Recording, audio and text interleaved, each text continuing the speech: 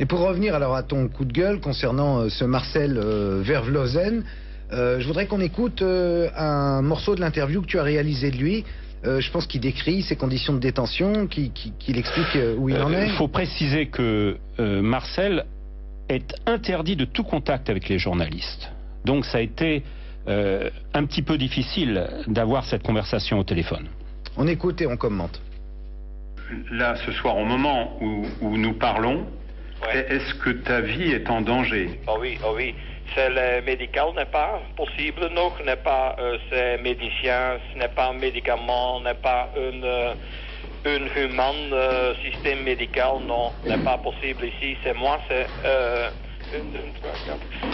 c'est 5 opérations ici. Oui, le docteur s'est expliqué, moi, c'est nog 1 ou 2 prochains, n'est pas un médicament, etc., et à la mort, c'est le Marcel. Donc en fait, ce que tu supputes, c'est qu'on va laisser mourir ce Marcel. Qu'est-ce qu'il a exactement? Marcel a actuellement 3 pathologies lourdes qui rendent insupportable son maintien en cellule. Il est diabétique, ça on le savait depuis très longtemps. Il a eu des problèmes cardiaques qui se sont aggravés ces derniers temps et on lui a découvert tardivement un cancer qui par ailleurs n'a pas fait l'objet de soins appropriés. Il est en train de mourir. Et on le maintient en prison dans des conditions absolument ignobles. Il a fait une demande pour pouvoir sortir et mourir parmi les siens dignement. On lui a refusé le bracelet électronique. Alors que par ailleurs, le ministre belge de la Justice, M. Declercq, l'a donné à des néofascistes qui avaient été condamnés et qui n'ont pas fait une journée en prison. Ce qui se passe avec Marcel Vervlozen, ça se passera en Birmanie, ça se passera en Corée du Nord. Il y aurait toutes les associations de défense des droits de l'homme qui s'intéresseraient au dossier. Et là, ça se passe dans le pays qui accueille le Parlement européen, la Belgique, et tout le monde regarde ailleurs. Je donne un exemple.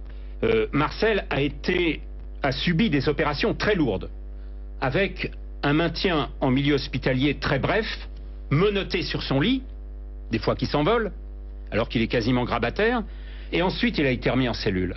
Après une opération à cœur ouvert, on l'a remis en cellule. C'est un exemple parmi d'autres. On l'a remis en cellule avec un co-détenu malade mental qui passait son temps à étaler ses excréments sur les murs de la cellule.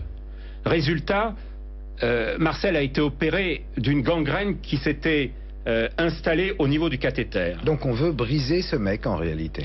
Et c'est à un point tel que Marcel a demandé à être euthanasié. Si en Belgique, il y a cette possibilité. Simplement, il faut réunir une commission. La commission examine un dossier.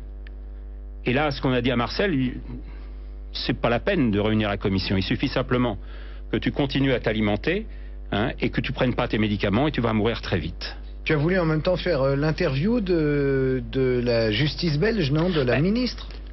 Je suis journaliste, j'essaye de recouper les informations. J'ai un certain nombre d'informations extrêmement alarmantes sur la situation de Marcel Vervlozen et sur les conditions dans lesquelles il est incarcéré.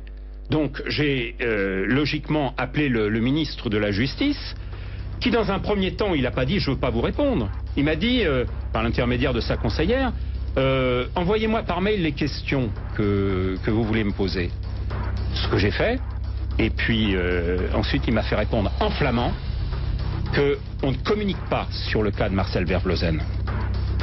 Voilà, c'était le coup de gueule de notre invité Serge Garde qui concerne cet homme qui a consacré une bonne partie de sa vie à chasser les pédocriminels et qui aujourd'hui est en train de mourir, accusé lui-même d'être un pédocriminel. C'est Le Monde à l'envers. Merci Serge Garde d'avoir été avec nous sur le plateau de BFM.